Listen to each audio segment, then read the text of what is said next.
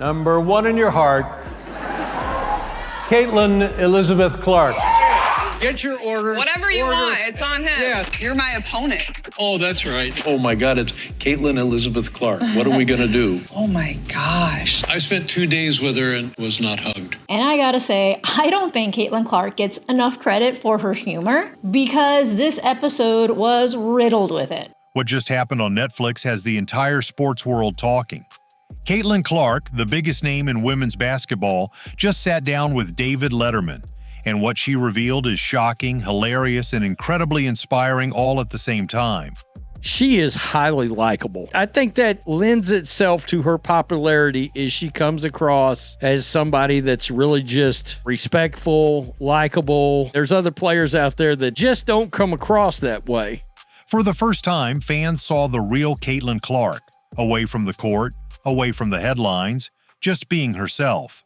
If you're a big Caitlin Clark fan, there is a lot of stuff in here that she has said in other interviews. From cracking jokes with Letterman at a local donut shop, to telling stories about her childhood battles, emotional struggles in college, and even revealing how she deals with WNBA trash talk, this interview showed a side of Caitlin Clark that nobody expected.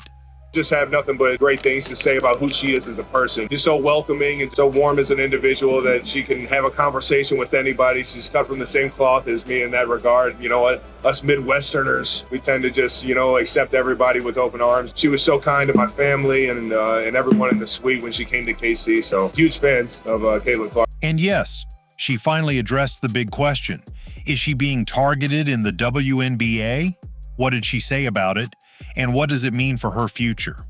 Number one factor in her popularity is her ability and how entertaining she is to watch. That's why she's become internationally popular. That's why the record books have her name at the top of them. Stay with me because I'm going to break down everything she said, from her funniest moments to her most powerful life lessons.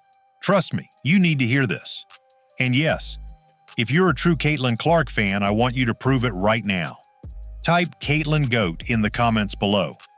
Let's see how many real fans we've got watching this video. But that's not all. We've got exclusive Caitlin Clark fan gear linked. Buy it, wear it, and support Caitlin like a true champion. And here's the fun part. Once you get your gear, wear it proudly, take a picture, and send it to the email displayed on your screen.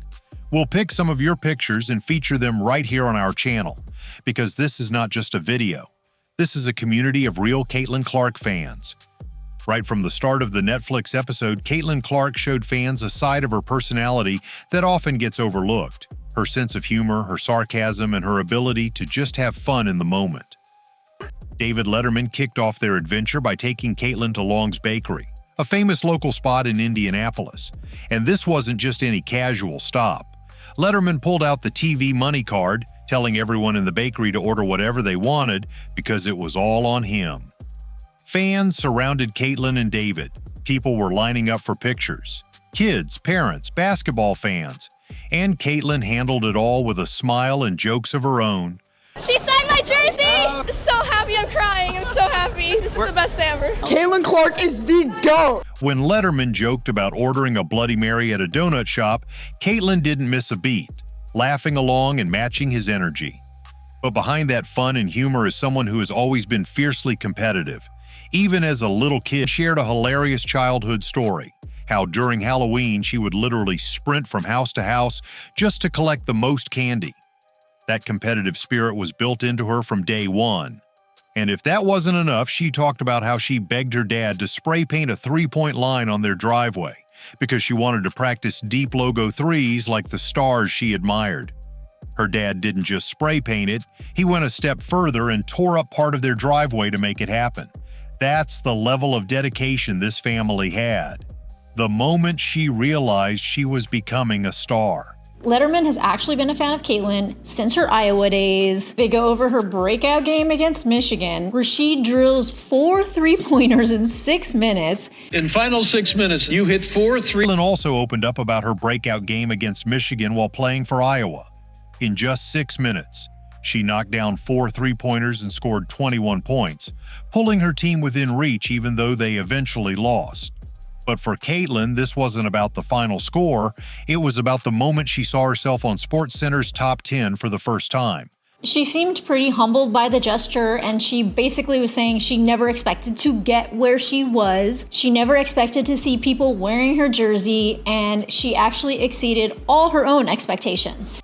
That was the I made it moment for her. The same show she stayed up late watching as a kid, now playing her highlights. And then came one of the craziest stories from her Iowa days, a scrimmage where she went absolutely nuclear. Caitlin Clark got asked about this by David Letterman. We have a practice team that's just all. I think the key is this squad was down by 15 to these guys, and they came back and won it. Caitlin told Letterman how she dropped 22 points in just 2 minutes against the boys' practice team, draining 5 straight three-pointers. The energy in the gym was electric. There was even a high school girls basketball team watching, jumping out of their chairs, going crazy. The practice session has taken on near mythological proportions in the 5 years since it was played in Iowa City. ESPN's Wright Thompson wrote about it for a March 2024 profile of Clark, talking to teammates, coaches, and student managers who witnessed the performance. Caitlin said even she couldn't believe what was happening. And to this day, she still loves reminding those practice players about the beatdown she put on them. But behind the jokes, the candy races, and the viral highlights, there was another side of Caitlin Clark that shaped her greatness.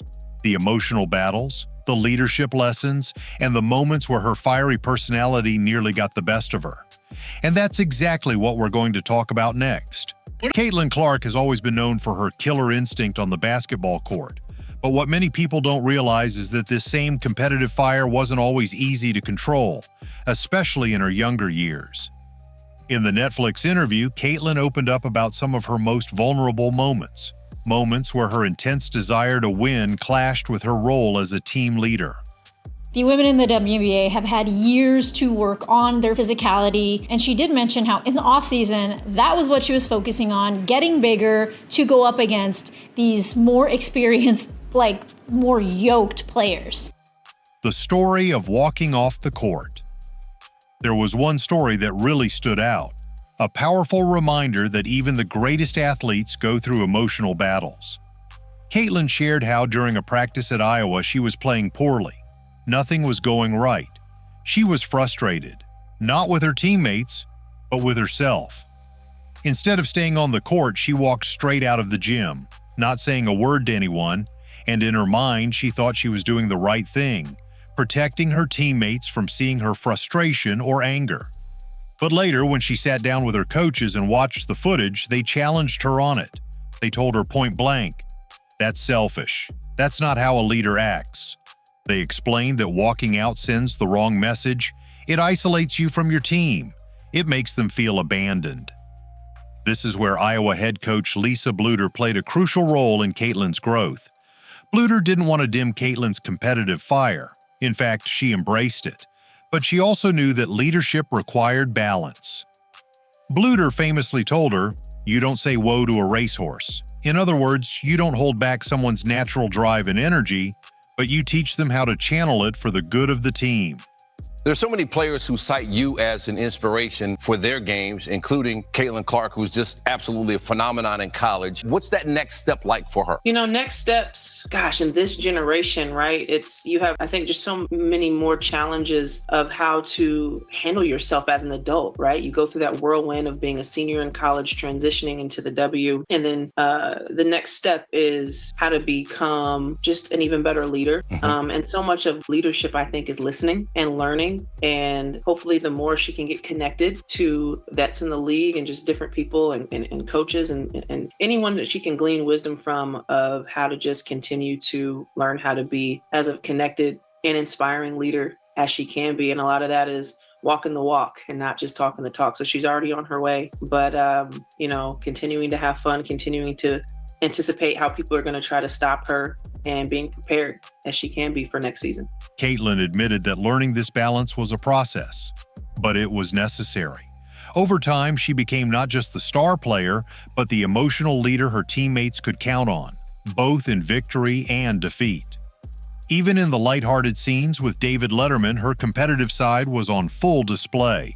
When they went duckpin bowling, a smaller, more difficult version of bowling, Caitlin was laser-focused on beating Letterman. She even joked about not wanting to give him a high five after a good roll because in her mind, he was the opponent.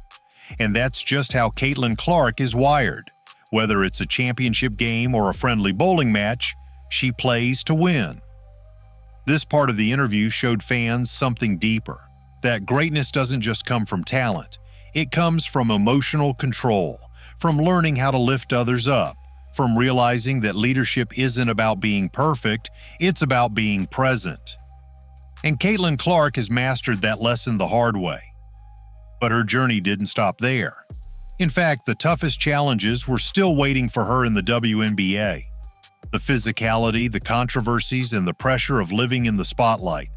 In the next part, Caitlin Clark finally addresses everything, including the one question everyone keeps asking, is she being targeted in the WNBA?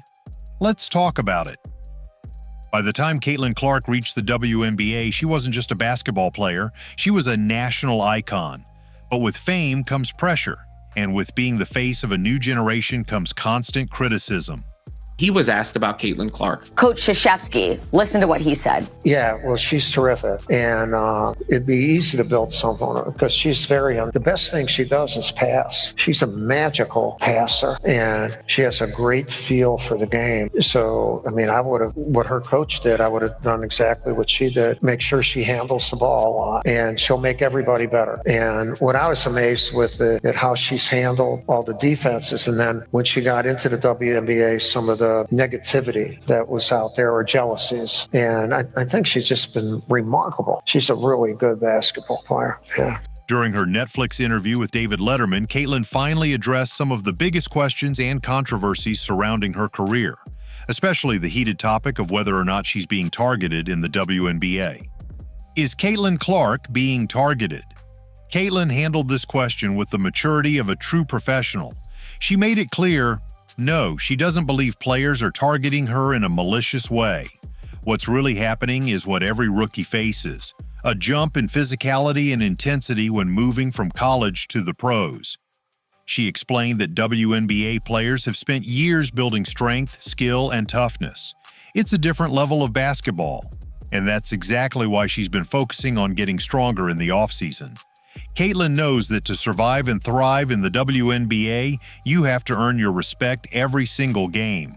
Prevailing narrative that has been created around this season's WNBA play is that it's the league versus Caitlin Clark, and that is just absolutely false. It is unfair to the women that have been there building this league to this moment so that Caitlin Clark's popularity could take it to the next level. There's a method to this madness. When given a chance to talk about Caitlin Clark, they're always going to racialize it and try to demonize Caitlin Clark's fan base. Monica has figured out a way to make the WNBA relevant and profitable long term. The lady from the BBC, she seems to be asking Monica McDougal how the WNBA can maintain their momentum from last season. There's an easy answer to that question. More than likely, they can't. Two things. I think it has to show up in our storytelling, and it has to be encouraged by our families. Yeah. To me, right? And so covering the WNBA this past season, Caitlin Clark's rookie year, for all of the conversation that surrounded her, some which was fair and some which wasn't, the one thing that I cannot deny is the amount of little girls that were showing up to follow her. Little girls with their parents and the fervor and the energy there. Why her? Same thing. Why her? Well, I was just about to say same thing for Angel Reese when I had a chance to cover their games. But I think Caitlin represented, and again, some of this to me probably is not fair to her because it was not anything that she said or was truly based on her personality, but she was a white girl from the middle of America. And so she represented a whole lot to a lot of people, whether that is truly what she prescribed to or not. We can all say she is a dynamic basketball player and a force both on the court and the marketing sense. But I do think, same thing with folks that may have fallen in love with Angel Reese that she may or may not have agreed with everything they had to say either.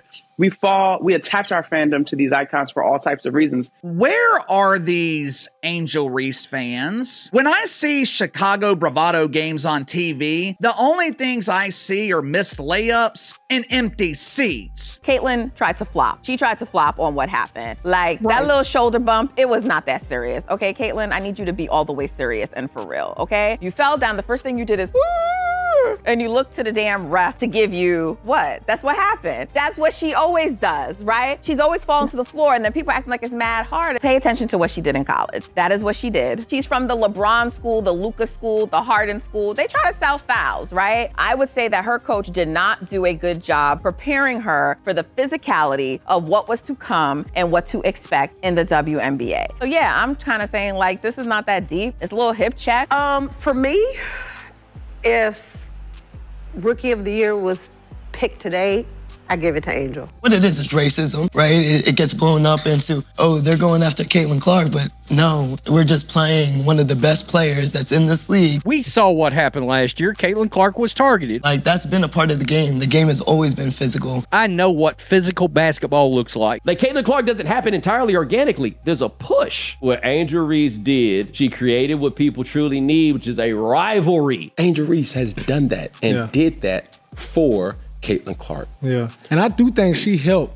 Without Angel Reese, Caitlin Clark wouldn't be as big as she is. Caitlin Clark also blew up before the Angel Reese thing. That is a myth. She blew up before. Go look at the ratings for the games before then. Go look at the attendance for the games before then. It was already an organic thing. If you're going to break a record, to me, if it's legitimate, you have to break that record in the same amount of time that that player set it. If Kelsey Plum set that record in 4 years, well, Caitlin should have broke that record in 4 years. But because there's a COVID year and then there's another year, you know what I mean? So she's already had an extra year to break that record. Yeah, that'll go in the record books as Caitlin Clark is the all-time, whatever it is. I don't even know what the number is, but that's the way it'll be. And I don't think it should be. I set the record in 5 games, right? Yeah. Because back then, we had a first-round bye. So we didn't get to play, I didn't get that 6 games. So I set the record in 5 games. Look at extra game. Well, I'm just saying. You can say that. No, listen. If I have 6 games, the record's different. well, I'm gonna have another 30. But I don't really care what the record is, who has the record. The Trash Talk Story with Diana Taurasi. But that doesn't mean things don't get heated. Caitlin shared one of the funniest moments from her rookie season, her trash talk battle with WNBA legend Diana Taurasi. During a physical game, Taurasi fouled Caitlin pretty hard from behind. Caitlin confronted her, letting her know that it wasn't even a play on the ball. The two went back and forth with words, neither backing down. But what happened next showed the true heart of basketball rivalry. Taurasi walked up to Caitlin and said, "I just love you." And Caitlin responded right back, "I love you too." It was a moment of mutual respect between generations, and proof that while the game is fierce, it's also built on admiration and legacy.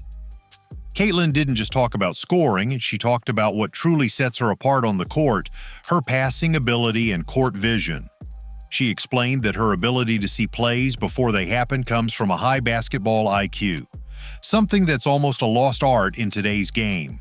She credits soccer for helping her understand angles, timing, and passing into space, skills that make her a nightmare for defenders. Caitlin also praised her Indiana Fever teammate, Aaliyah Boston. She talked about how valuable it was having Boston on the team, someone who had just gone through the rookie experience the year before. Association, they gave us a gym that I paid for, not entirely, but they took money out of my check and I paid for it. You bro. better get the fucking full usage of that. Man, I got hot tub, cold tub, weight room, full court basketball room. I walk in today, I'm on one side working out, Caitlin Clark on the other side. Really? I look at myself, there you go, 2 fucking legends, Patty. Did you say what's up? You know I say what's up, but I'm not the type to say what's up to interrupt your workout because I don't like people to interrupt mine. She can shoot the shit out of it. And the WNBA assist leader this past year. She can shoot the shit out the ball. She's a great shooter. And she's one of those workout people, you know, got to think, anytime I hit the court, I got to hit that bike. I'm older now, so I got to get on that bike and stroll for a couple 5, 6, 7 minutes. So while I'm strolling through the park, I'm looking at her shoot it. And she's one of those shooters where if you know as a gym rat, you guys know, like, damn, bro, why you throw that pass bad? Give me the ball in my chest. I'm like, oh, she's a gangster also. She's lighting people up. Throw me the ball the way I want it. What drill was it? What drill was she running? I don't know. She was doing a 2 in a row corner wing. And if you miss, you have to go back to the next spot. And if you missed again, you have to go back to the starting spot. She had a nice drill. I'm literally still in it. Their chemistry as a point guard and post player grew throughout the season, and Caitlin made it clear that this connection will only get stronger moving forward. No goons in the WNBA, just pure talent. Letterman asked Caitlin if the WNBA had goons, enforcers like in men's basketball who are there just to protect stars. Caitlin laughed it off, Aaron, saying the WNBA doesn't work like that. There are only 144 roster spots in the league. Everyone is there because they can hoop at the highest level. She did admit that her teammates have her back, but every player has earned their spot through skill, not intimidation. And in one of the most respectful moments of the interview, Caitlin Clark talked about LeBron James, calling him the greatest basketball player of all time. She admired how LeBron handled the pressure of skipping college and entering the NBA straight out of high school with massive expectations on his shoulders. For Caitlin, that journey resonated, because while their paths are different, the pressure to perform, inspire, and lead is something she understands deeply. And of course, Caitlin showed her humor again when Letterman's wife asked her if her college marketing degree helped her in her career. Caitlin laughed, saying obviously, a nod to the fact that she earned over $3.1 million in NIL deals in college and now has massive endorsements with Nike, Wilson, Gatorade, and more. But beyond the money, the fame, and the highlights, what stood out most in this Netflix interview was Caitlin Clark's authenticity. She's fearless, she's competitive, and most importantly, she's real. And that's what we'll leave you with in the final part of this video. At the end of the day, this Netflix interview wasn't just about basketball. It wasn't just about records, trophies, or viral highlights. This was about the heart of Caitlin Clark, the competitor, the leader, the young woman who turned every challenge into fuel for greatness. From sprinting house to house for Halloween candy, to dropping 22 points in 2 minutes at Iowa, to standing her ground against WNBA legends like Diana Taurasi, Caitlin Clark's story is proof that success is built on passion, hard work, and staying true to who you are. She's not afraid to laugh at herself. She's not afraid to admit her mistakes. And she's certainly not afraid of the spotlight because she knows she's earned every bit of it. As Caitlin said herself, the WNBA is physical, it's intense, and it's a league where you have to prove yourself every single night. And if this Netflix interview showed us anything, it's that Caitlin Clark isn't backing down from anyone. In fact, she's just getting started. But now I want to hear from you. What was your favorite moment from Caitlin Clark's Netflix interview? Was it her hilarious stories, her emotional leadership lessons, or the trash talk battle with Diana Taurasi? Let me know down in the comments. And if you enjoyed this video, make sure to hit that like button, subscribe to the channel, and turn on all notifications because trust me, Caitlin Clark's story is far from over, and we'll be here to cover every moment of it. Thanks for watching, and I'll see you in the next one.